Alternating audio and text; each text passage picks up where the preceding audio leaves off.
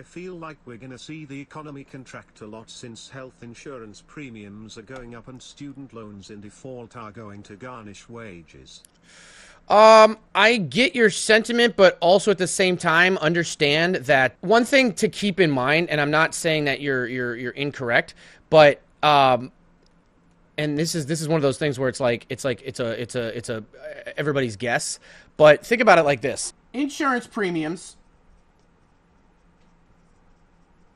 are going to go up most likely, but they're going to have to come to some kind of deal because we have midterms, and that's why we instead of them allowing Congress to go on break without coming to a vote, they're forcing come out a vote because four Republican congressmen from purple states in Pennsylvania and one in New York cross lines to make sure that there's a vote on this, because they know that if they're in a swing state or a purple state or a contested region, if they let it expire and premiums go up by as much as double for some people, they're not going to win their midterms, and midterms are coming up this year. So this is a big thing. A lot of them just want to push it off to the new year because they want to go on their holiday break, but they're going to have to come to something, because the thing is that it's all about the primaries. And here's the thing. You can be in a hard red state and lose your primary. Your primary, all politicians care about is primaries. That's all they care about. They don't care about the general election when it comes to like Congress and Senate. They don't care about general election. If they're in a red state and they're red, they win. If they're in a blue state, they're blue, they win. They don't care about that. But they can lose in the primaries. That's what they care about. And if insurance premiums double in red states, because people forget that a lot of red states have a lot of people on government benefits, okay? And if the premiums go up, they may not vote for Democrat, because Californians, no matter who the Republican is, they'll never vote for Republican, and a lot of people in California. And a lot of people in red states, doesn't matter who the fucking Democrat is, they won't vote for a Democrat, right? They're going to vote Republican. But they can lose in the primaries because the people that are primarying them can run on this, and that can beat them, right? So we know that. But let's say insurance premiums do go up, and student loan debt / defaults happen. Does that slow down the economy? Nominally, yes. But right now we have, and I hate to use this term because it's used in a lot of different ways, but it's true, we have a K-shaped recovery right now. We have a K-shaped economy, right? And so what that is markets, jobs, everything went up. We had COVID, we had everything like that, then we had 2022, and now the people who have homes and stocks have seen this. As far as their net worth, their spending power, their purchasing power, their consumer sentiment, everything like that. People that don't have homes and stocks are seeing their net worth and their purchasing power fall. Now, more Americans than ever are in stocks. But the reason that the economy is going to keep churning for a while is that the top 40% of earners are making up over 60% of spending.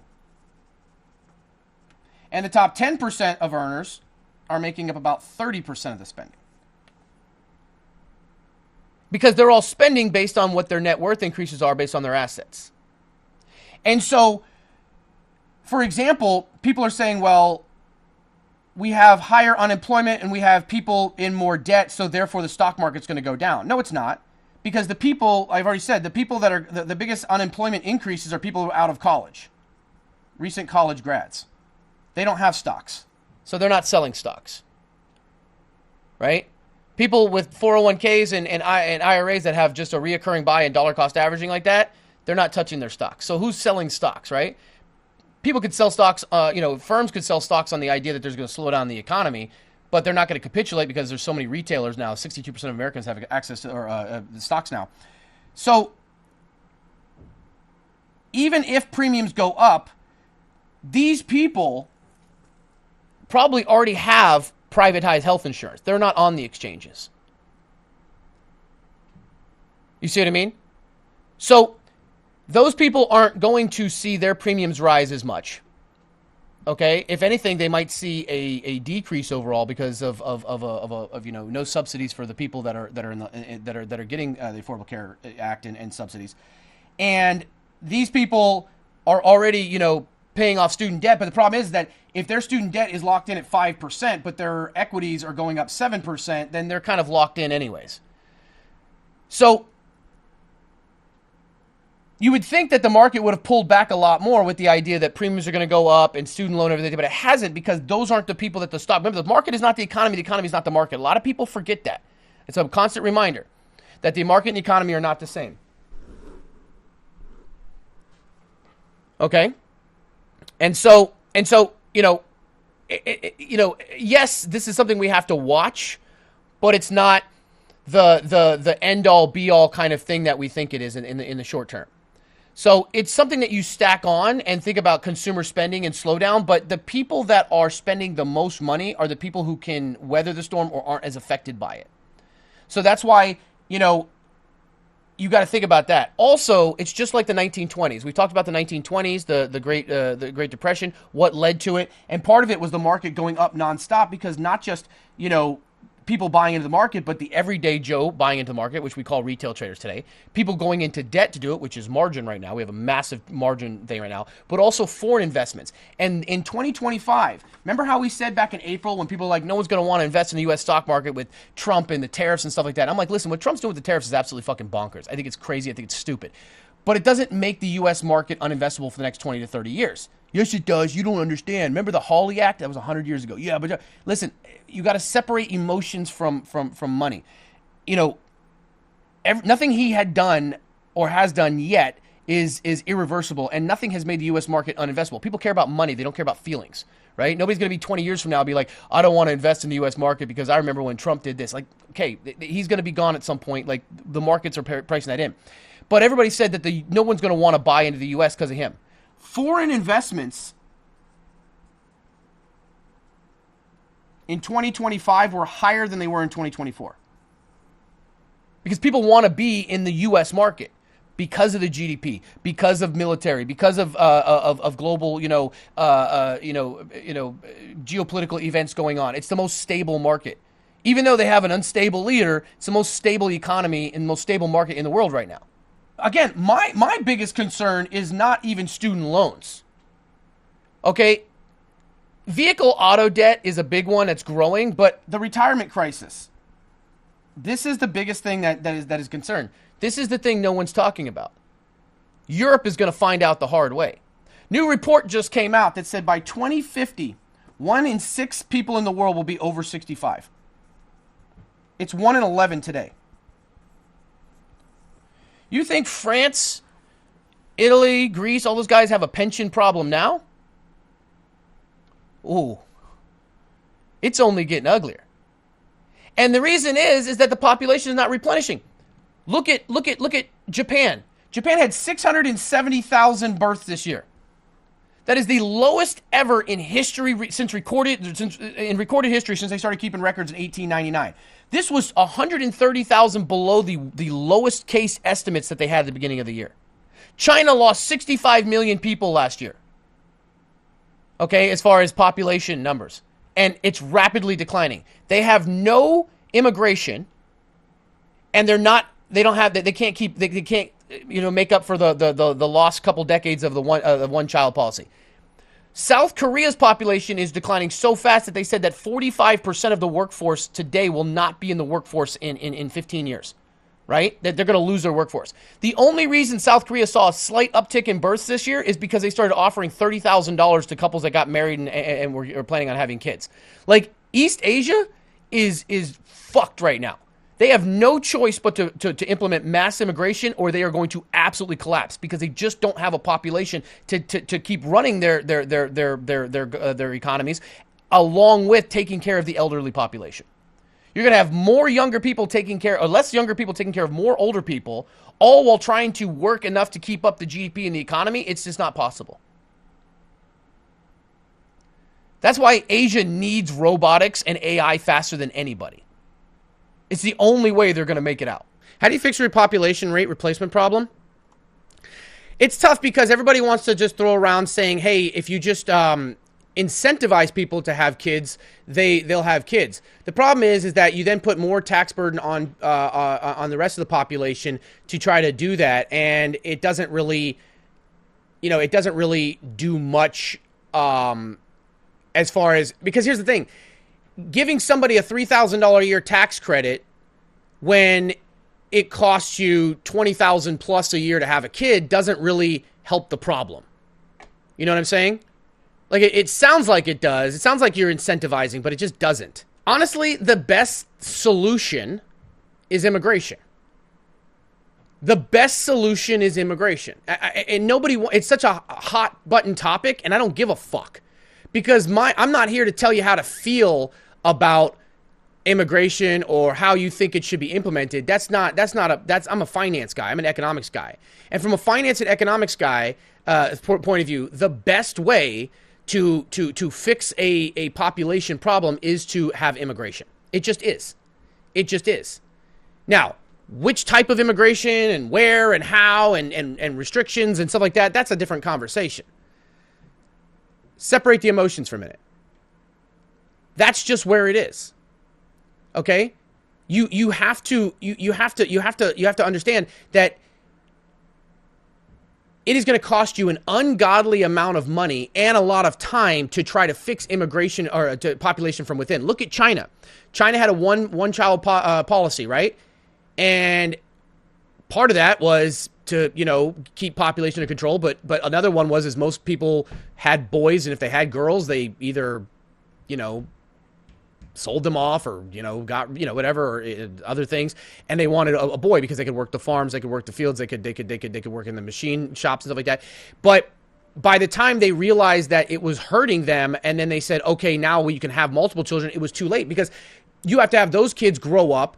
It takes 20 something years. And then because so many boys were there and less girls, it's harder to find a mate. And then you have to wait for the next 20 years for those kids to grow up. And then in that entire time frame, you've got thousands and thousands of people getting old every single day that are out of the workforce. So you can't just do this thing where it's like, well, we'll just incentivize people here to have more kids. Let's say you incentivize everyone to have kids and 10 million babies are born next year, or 50 million babies. They ain't going to be in the workforce for a while. So the only way to fix an issue like that is immigration. Okay?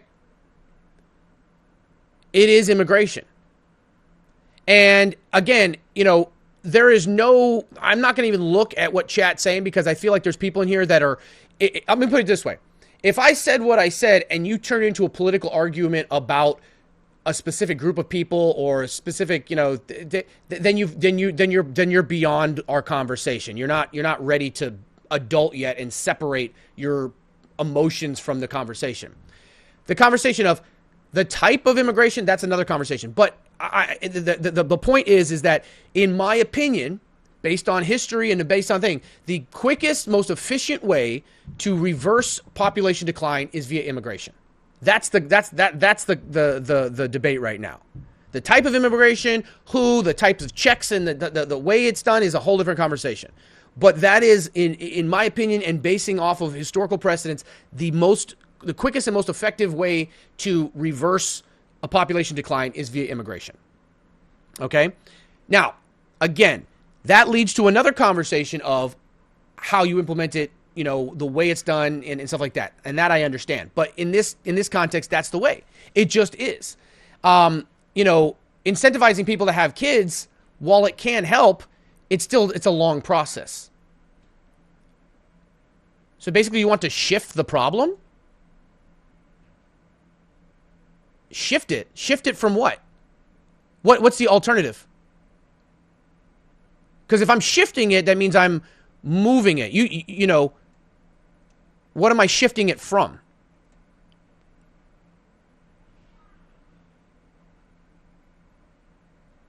From one country to another? No, there's countries right now that are having explosive birth increases.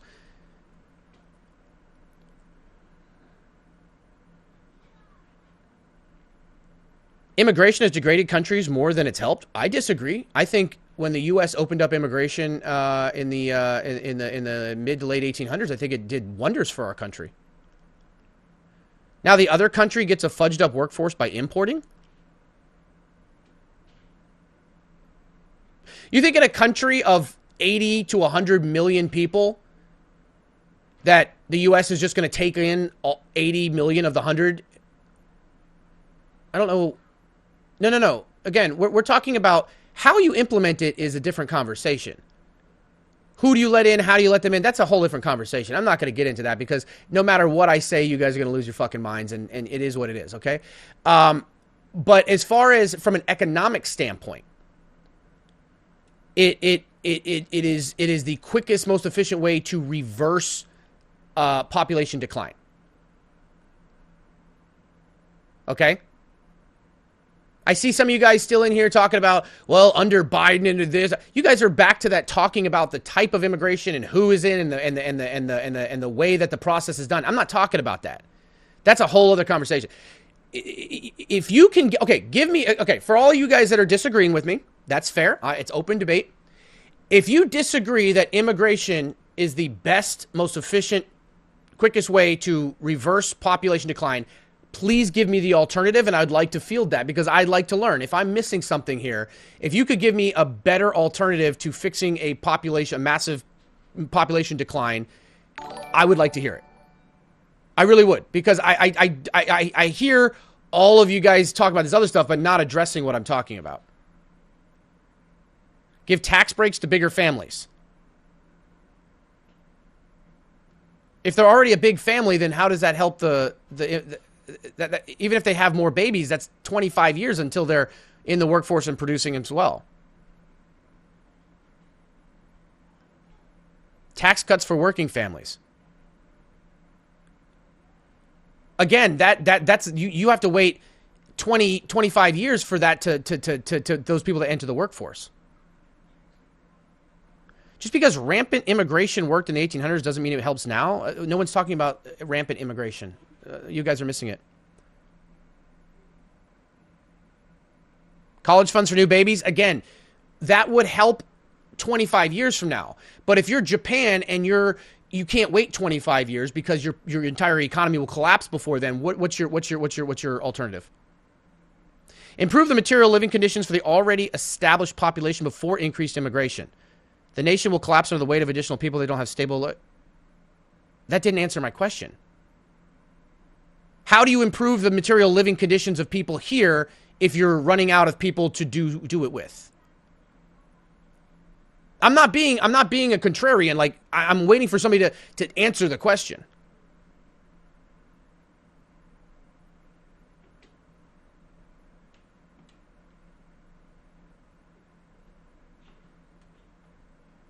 You guys are moving away from population. You guys are now moving into taxation and stuff like that. They're intertwined. You can't consider one to solve without the other problems related to the other. No. Again, you're talking about which type of immigrants or how the process is to get in. See, what you're misunderstanding is no matter how you word it, you're intertwining the two. One problem leads to another. Separate issues. Who you let in, how you let them in the vetting process is a completely different issue. You're intertwining something. I'm talking about a solution to a rapidly declining population that is now beyond, you can't wait a full generation to incentivize people to have kids. You want to do that too, but how do you do it effectively? You're moving on to the type of person, how you vet them, which type of immigrants, the problems that come with immigration. That's a whole other problem. We're talking about the population. What is a more effective way? The decline isn't the problem. The decline is the solution. Adding more immigrants to the pot only exacerbates the systematic issues that are causing decline and causes more pain than results. I won't get into socioeconomic issues, but you're telling me that lower socioeconomic inner city areas that are already falling apart and have massive high crime rates and have no immigration in those areas there's already issues there. You're talking about an income inequality. You're talking about a socioeconomic gap. You're not talking about the actual part here.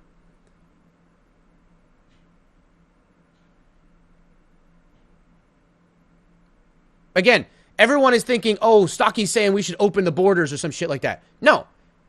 You're doing that. You're wanting that because you're not used to having this kind of conversation. It's not your fault. You're so used to this conversation being a hot button issue on immigration itself. And is immigration, the way it's implemented, good or bad, and what has happened from immigration? That is, you have to be able to separate the two. We're talking from a strict numbers part right now. I'm trying to talk about from an economic, remember, we're talking about economics, from an economic standpoint.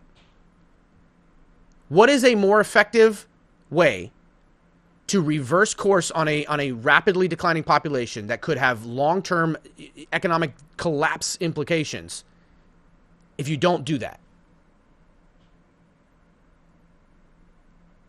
I agree with your statement that the quickest way to solve an economic issue is with immigration, but what I meant with shifting the problem is that now another country probably get more issues. Look already in Southern Europe, where especially young poor. You're not wrong. We're not talking about those countries, though. We're talking about a country like Japan, who is seeing a massive decrease in population. They've done everything they can to incentivize births. They've had a minister of loneliness. They have made government dating apps. They're incentivizing people monetarily to go on dates, get married, and have kids. It's just too late. It's too fast. And their population is declining so rapidly, and their population is aging that they are about to have an economic collapse if they don't figure something else out. What is the solution for Japan? See, once I stop saying United States, all of a sudden everybody's like, well, let me think about it. You see what I mean? That's how I caught you. I caught you. You're in that emotional fucking thing. You can't admit it. Well, in that case, it's somebody else. Well, now I can have a conversation. See? I'm proving my point. Get the emotions out of it for a second. Okay? What is the best way for Japan to fix the immediate population decline crisis that they're facing? Make it more appealing to move to that country? They have very strict immigration, though. Trying to incentivize people to have babies now is good and great, and that can help down the line, but there's going to be a massive gap. Who fills in that gap? More government debt so that when those kids do come up, they're fucked, and they're inflation, and they're everything's worthless? Tax cuts, you guys are talking, you're missing the point. We got to talk about a rapidly declining population in the short term. What is the solution outside of immigration? You have to reduce the burden of entry to wealth growth. You may need to make it day-to-day living affordable.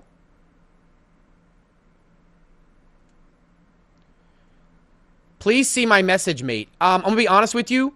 Your Twitch name is Arian9268, and we're talking about immigration. I have a feeling I'm probably not gonna click on your name to see.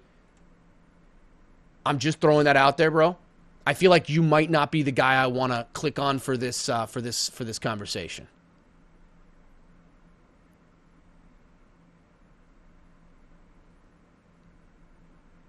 Now, I may be judging a book by the cover. I get it. But this is like looking at a book that says, you know, how to turn your mom into an OnlyFans slut and thinking probably what's inside. I didn't mean to say OnlyFans slut. Listen, if you're on OnlyFans, you're not a slut. I'm saying like, you know, like you're just you're working and you're doing your thing. I totally respect the work. But in this case, that's what she does. Like she literally does that and has sex with people. You know what I'm saying? So it's a different story here. Okay.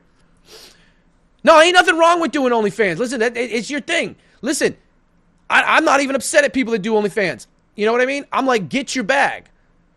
The only people who hate on people who do OnlyFans are people who are jealous that they can't get paid hundreds of thousands of dollars to show their nipples and their ass crack. You know what I mean? Like, do your thing. Do your thing. Go for it. All right? Grok says comprehensive childcare expansion is a first step. Oh, we're going to move on to talking about how to fix it for later on. That's it. But we're talking about someone like Japan who doesn't have 25 years to wait. Okay? Aryan is a common name in India and Iran. I understand, Evan, that makes sense. But when you're talking about immigration, even if you're not talking about policy, you're just talking about economics of immigration, and somebody says, hey, click my name and see what I wrote as the answer, and their name is Aryan, you have to understand where that, you know, again, don't mean to judge a book by its cover, but, you know,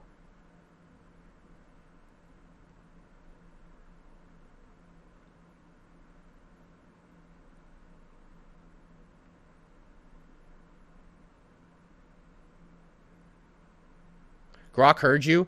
Direct cash bonuses and housing subsidies. All right, let me ask AI. We'll see. We'll play this game. Why do I have a debt collection company called the NRA Group that keeps texting me?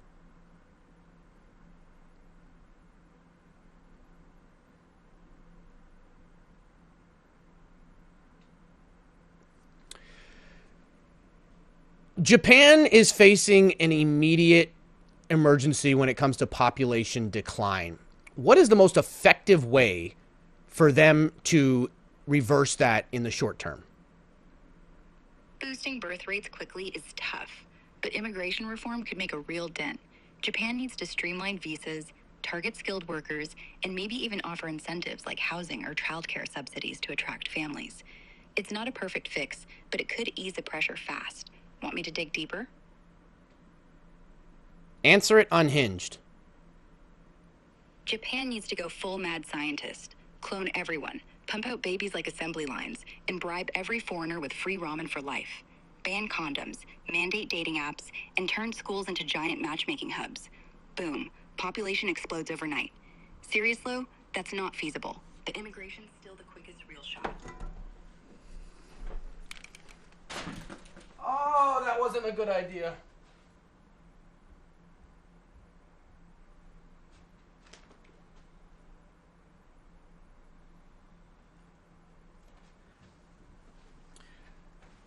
Okay, we should probably rethink that segment. Free ramen, let's go. Ban condoms. Yeah, ramen diplomacy might just work. And honestly, nothing says grow a nation like outlawed prophylactics.